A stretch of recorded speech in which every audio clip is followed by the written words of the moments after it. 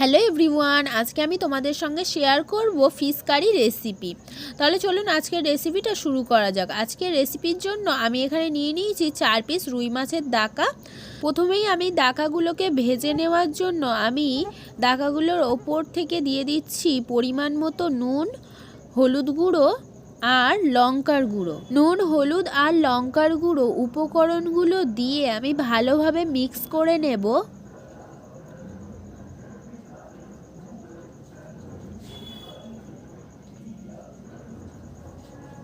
উপকরণগুলি ভালোভাবে মাছের গায়ে মাখিয়ে নেওয়া হয়ে গেছে। এবারে মাছের দাকাগুলো ভেজে নেওয়ার পালা। তার জন্য আমি গ্যাসের ওভেনের ওপরে একটি ফ্রাই প্যান বসিয়ে দিয়েছি। তারপরে তার মধ্যে দিয়ে দিচ্ছি পরিমাণ মতো সর্ষের তেল। সর্ষের তেলটা ভালোভাবে গরম হয়ে আসা পর্যন্ত অপেক্ষা করব। সর্ষের তেলটা ভালোভাবে গরম হয়ে গেছে। এবারে আমি একে একে মাছের দাকাগুলো গরম তেলের মধ্যে ছেড়ে দিচ্ছি।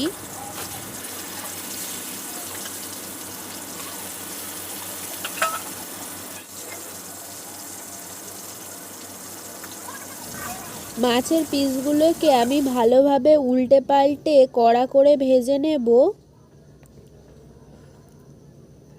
আজকের রেসিপিটা যদি আপনাদের ভালো লেগে থাকে, হাবিবার রান্নাবাটি চ্যানেলটিকে লাইক, সাবস্ক্রাইব এবং কমেন্ট করতে ভুলবেন না।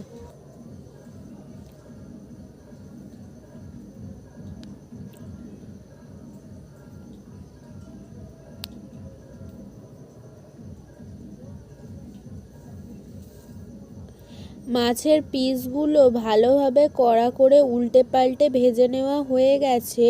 এবারে আমি মাছের পিসগুলোকে ফ্রাই প্যান থেকে তুলে নেব।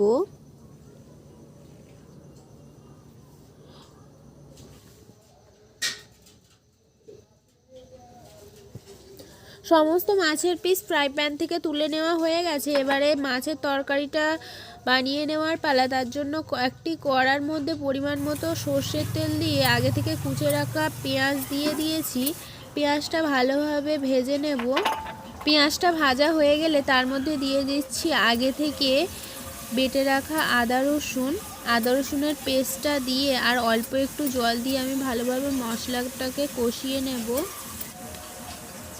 তারপরে দিয়ে দিচ্ছি 2টো টমেটো কুচি।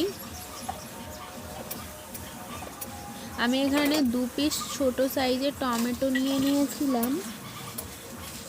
তারপর দিয়ে দিচ্ছি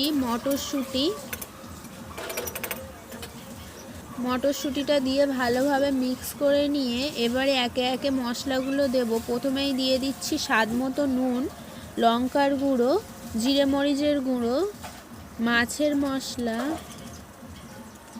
গরম মশলা গুঁড়ো,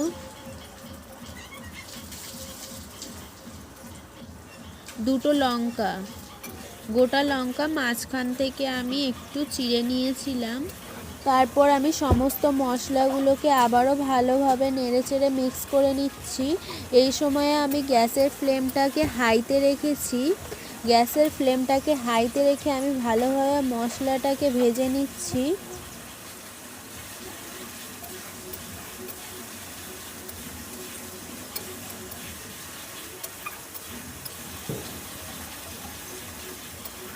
মশলাগুলো ভালোভাবে ভেজে নেওয়া হয়ে গেছে। এবারে আমি এর মধ্যে অল্প একটু জল অ্যাড করে ভালোভাবে মশলাটাকে কষিয়ে নেব।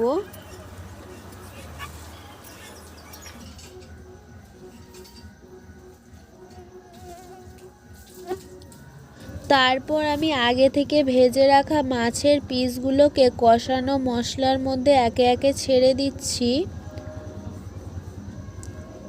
মাছগুলোকে মশলার মধ্যে ছেড়ে দিয়ে আমি একটু উল্টে পাল্টে নেব, যাতে করে মাছের মধ্যে মশলাটা ভালোভাবে অ্যাবজর্ব হয়।